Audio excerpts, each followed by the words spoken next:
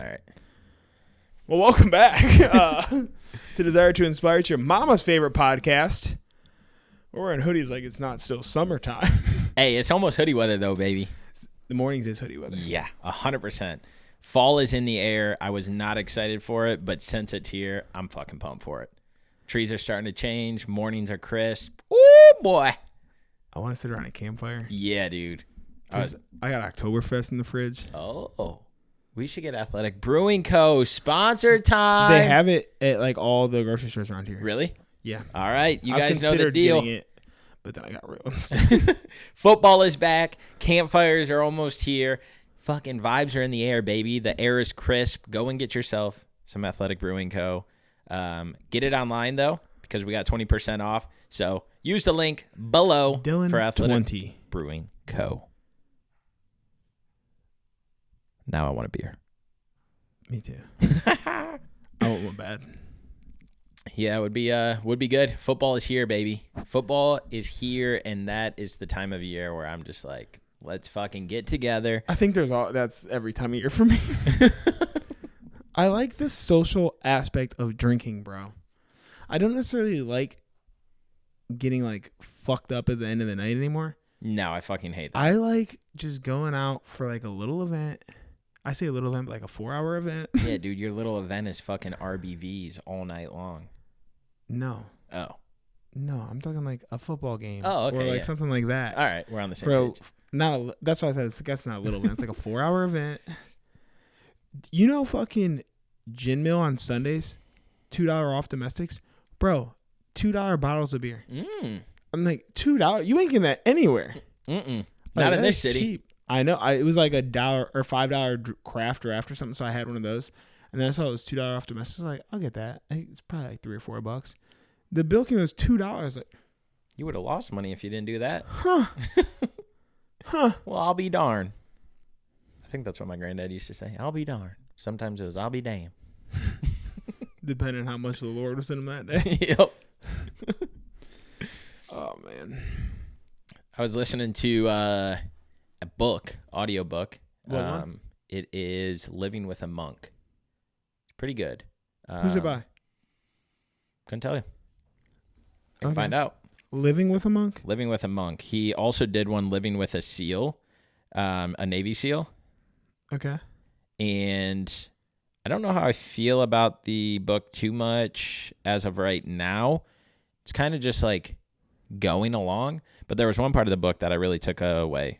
Jesse Itzler. Itzler. That's what I thought you were going to say when you said living like with a seal. Yeah. He's a big runner. Is he? Mm-hmm. Oh, yeah. He talks about that in the Monk book.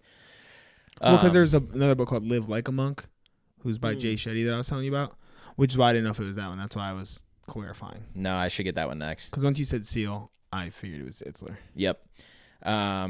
But he said something to me that really, really resonated. He said something to you like he's fucking talking. He's speaking to me. I guess is he the one who reads it? Mm-hmm. That's kind of cool. Yeah. I don't know that I want to do that. Oh, I can't wait to do that for my book that I release. You know how long it's going to take you? It's okay. There's going to be a lot of chops. I guess for my book, I wouldn't read that. No. The one I'm writing now? Mm-hmm. No, it's not me. True. And it's mainly women as the main character. You could fit in. But he talks about in this book his life living with a monk for, I think it's like 8 weeks or something like that. But he said something while I think we were in like the middle of the book, and he goes, "Remember tomorrow." I was like, all right, where are you going with this?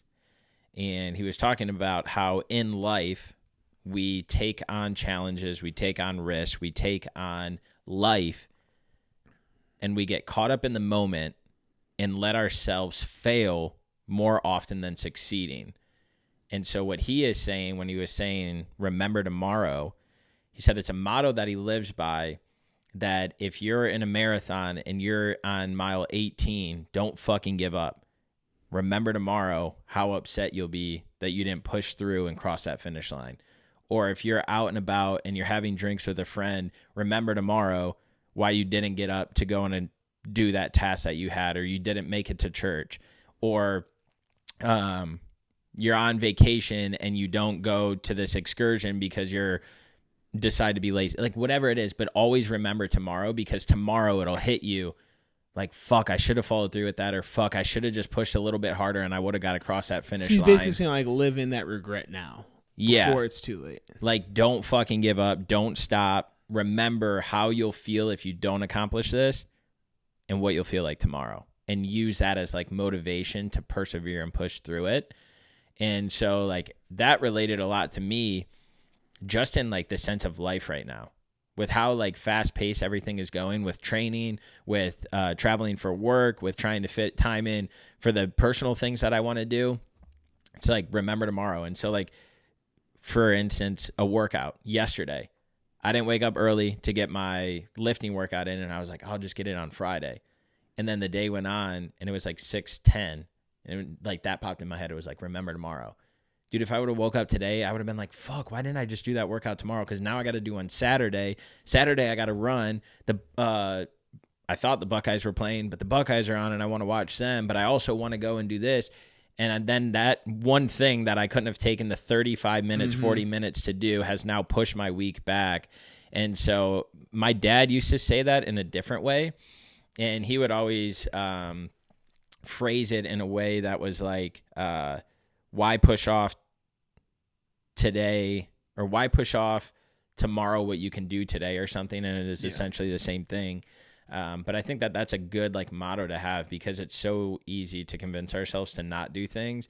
And then when we don't do them, we either don't get back to it, or we kick ourselves in the ass like, oh, fuck, I should have just did it when I had the time to do it, because now all these other obligations came up. Before I get into where I'm going, corrections, think like a monk, not live like a monk. Okay. Just in case you look that book up, or if anyone wants to call me out in the comments. Because someone else, did you see, this is off topic and then I'm going to go back to that topic, a comment that came through today. Mm-mm.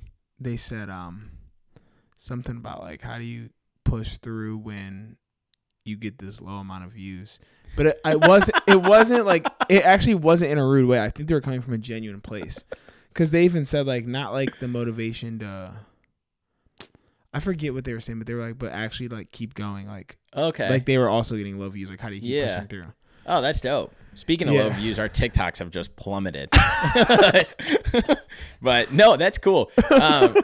So while we're on this, remember your thought process. While we're on this train, somebody commented on a video that I had commented on, asking, like, recommendations for bikes, like, months ago. And then it had like a ton of comments. People were like, hey, do this, or look into this bike, blah, blah, blah.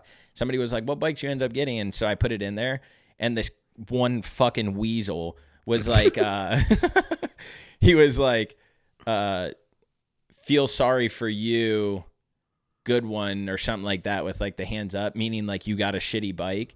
And so I, like, commented back. I was like, I hope that made you feel good, bro, or something like that. I'd be like, I'll fucking teabag you, dog. And by you, I mean like, every time that there's a comment made, I just want to make a video being like, blah, blah, blah, and then just teabag the fucking camera. Honestly, you should do it. That has virality. Like, I've never seen anybody do that, but I feel like if you do that for everyone who talks shit to you, like, you get on, do, like, a quick, like, 2 or 3 line jab at them, and then smack your dick with the camera. I want to, like, do it in here and then just run and that could be a thing. Yep.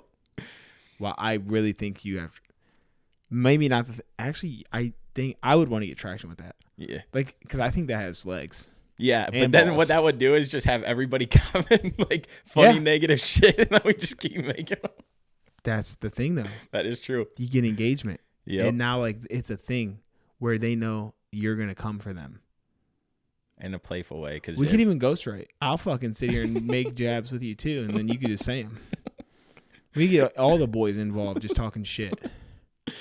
Yeah, it's, no, the comments, some people let them eat. I truly never, like, see a comment and let it eat me up. But, like, that's cool that person commented that, because, I mean, it can be. It's not for me. I don't care. Consistency compounds, and I know that one day it's all going to, like, flourish to what it's supposed to. We have it across so many platforms. It's like, I see the numbers from everywhere else, and for, like, what we do, I'm like, okay, I'm happy with those numbers.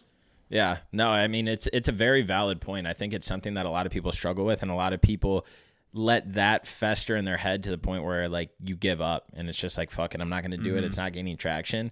But that's why I don't look at view numbers. I don't look at like numbers. I don't look at comments. Because, again, consistency compounds. If we're continuously getting better and we're pushing it out and we still have the passion and drive for it, it's going to fucking click one day. And all of this is for a reason. Mm-hmm. And so I still say teabag the trolls, though. Okay. Yeah, we'll think of some ways. Maybe we'll start teabagging the trolls. That's cool. Yep. That's cool.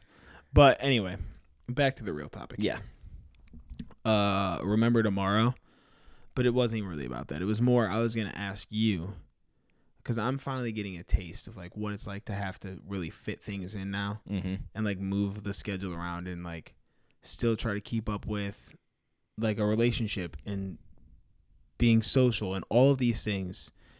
It is like a hard line to toe, like figuring all this out. It's like a balancing act. Mm-hmm. Do you ever feel selfish, like the way that you have to structure your time? No. Like, do you feel like any of your personal relationships could be, I don't want to say that they're lacking because that's not the term I'm looking for, but like you could do more in them? 100%. Yeah. But do I let it eat me up? No. No, me either. But like I'm starting to feel like it's like, damn, like I feel like I don't have time to like do things. Or I feel like even when I am, like I'm so exhausted, like I'm distracted with something else.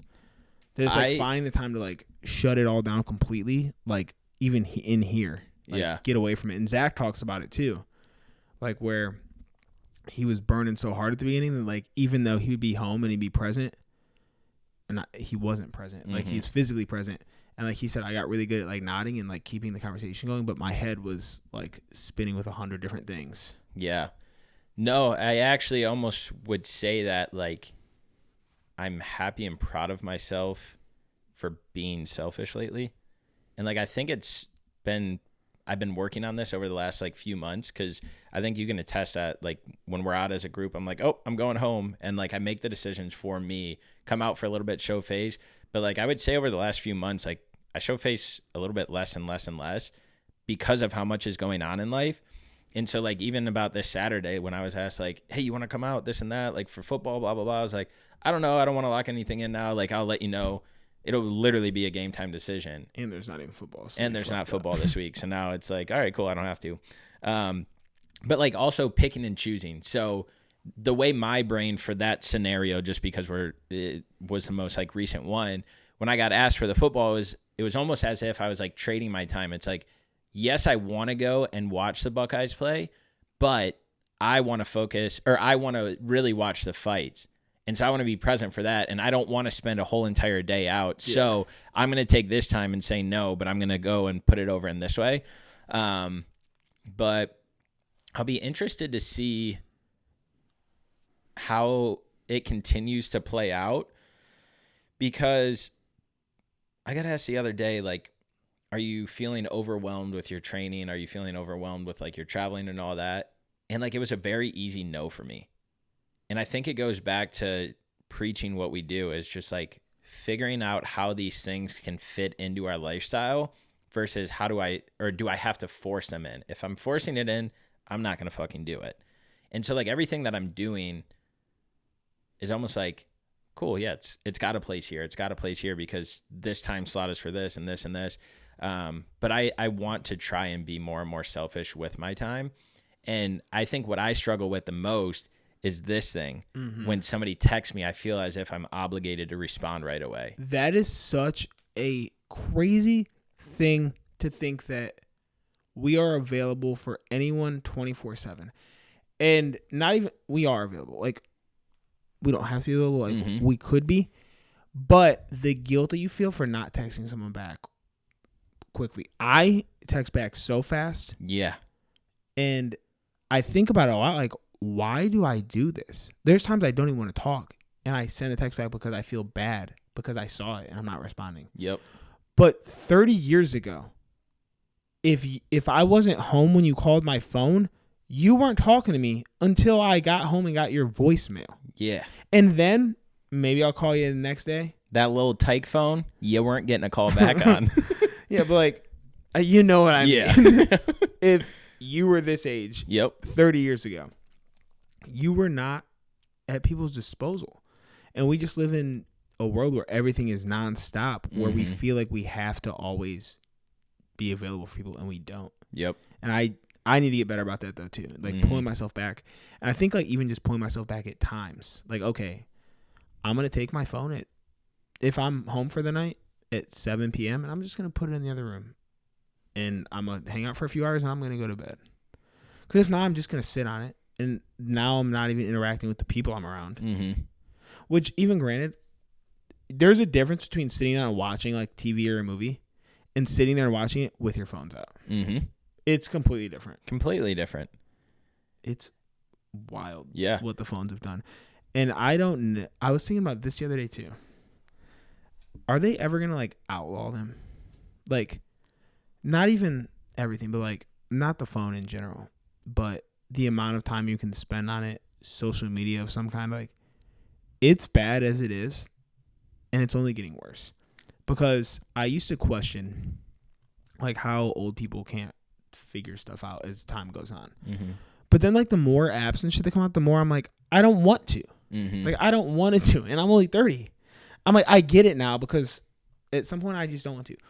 Whenever they upgrade from the iPhone to what's new, I'm not gonna want to make that switch.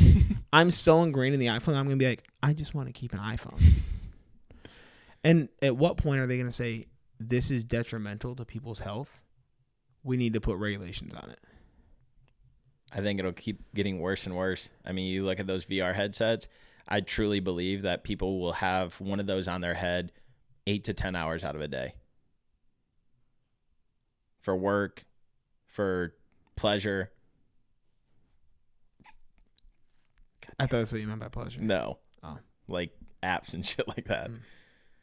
Do I have to blur that? Or is YouTube going to let that fly? I don't know.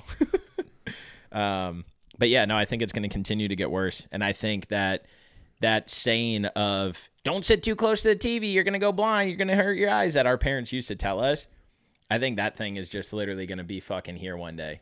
And literally that's how we're going to sit at desks. That's how we're going to sit in our living rooms.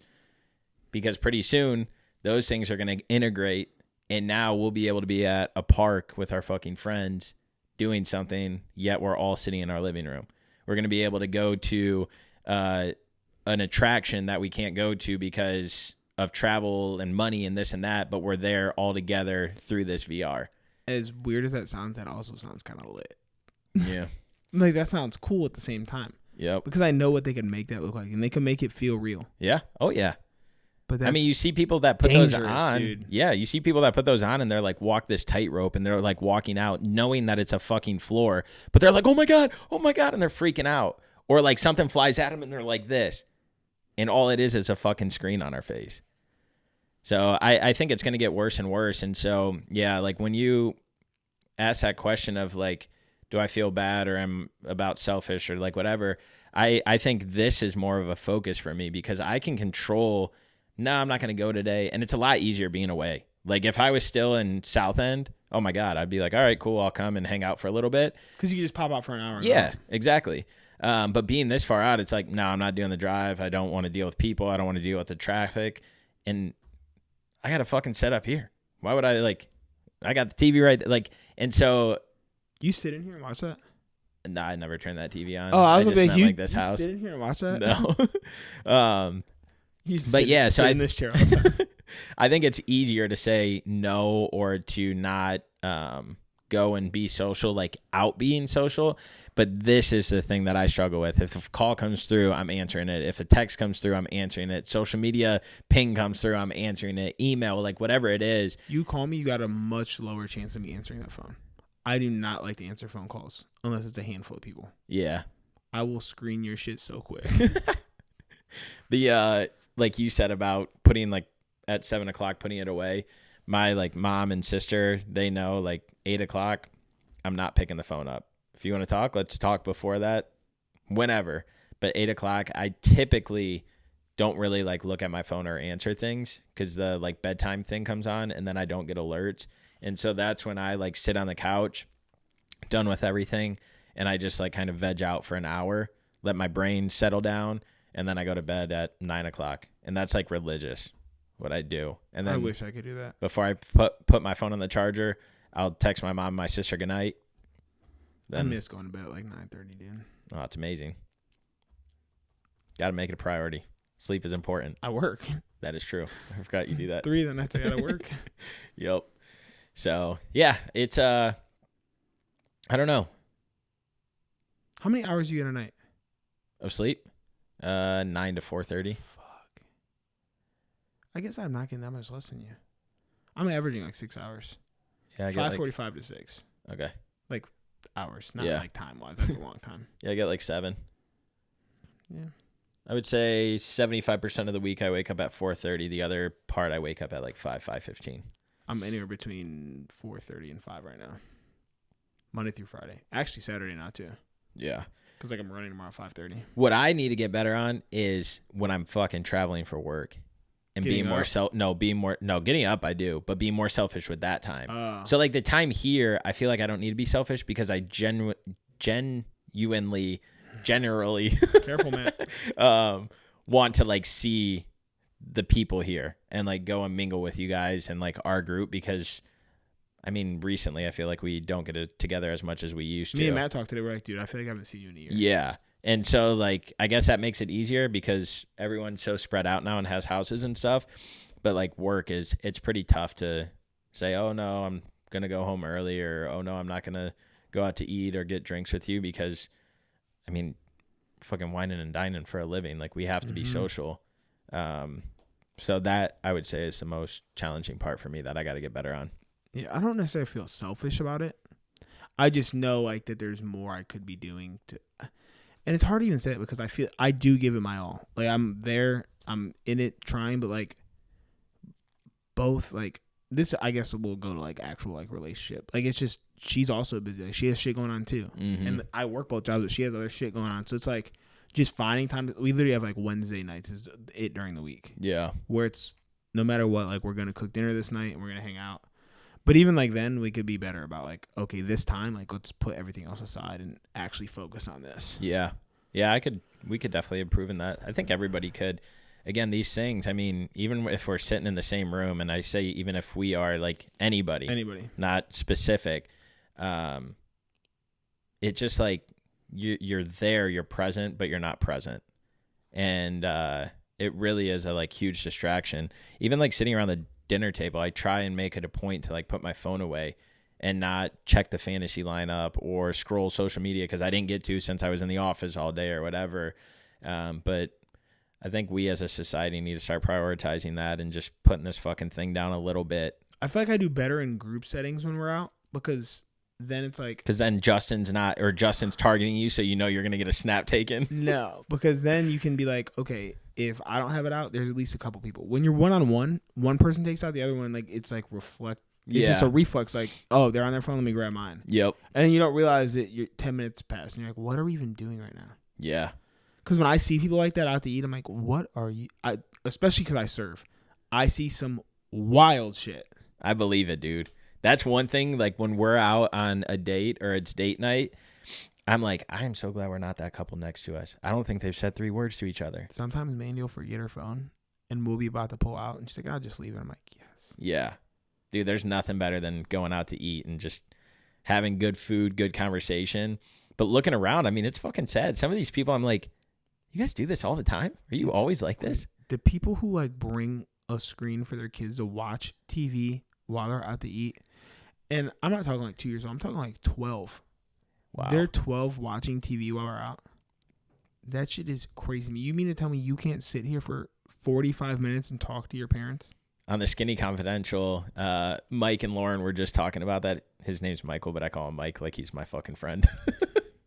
I'm pretty sure he probably goes by Michael. He probably does. If he introduced himself that way, I'm sure he goes by Michael. Probably. And she calls him Michael. But they were just talking to somebody about going out to dinner, and Lauren is like a huge advocate of giving her kids tablets so that way they're there. And he is very much against that. And so I often think, like, when that time comes when we have kids, like, what would that look like? Because, like, there's one part of me that I think around the dinner table, I'll always be strict about it because I would love to create a podcast where like we're literally around a table and just bullshitting. I think that's where the best conversations happen. I had amazing memories growing up as a child around the dinner table. You're there with the people you love, a home cooked meal. Like, it couldn't be better. It's crazy how many people don't do that, though. It's so sad. Like, that is one thing that we will do as a fucking family, is have dinner together around the fucking table talking about our days. And then there's the other side of me outside of the table situation that's like, fuck, if I restrict them, are they going to be behind in there? Because we didn't grow up with technology like this.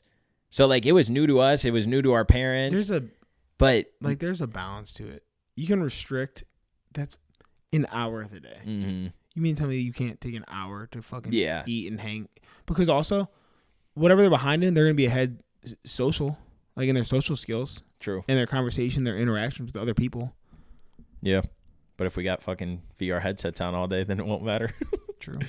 Yeah, no, it'll be interesting to see how it goes because, like, to your point of just talking about technology in itself and how much it's involved in our lives, there is the generation that's coming up right now, from what I've heard, a lot of them are, like, interested in the flip phones again. Like, they don't want to have the apps and all of that on it.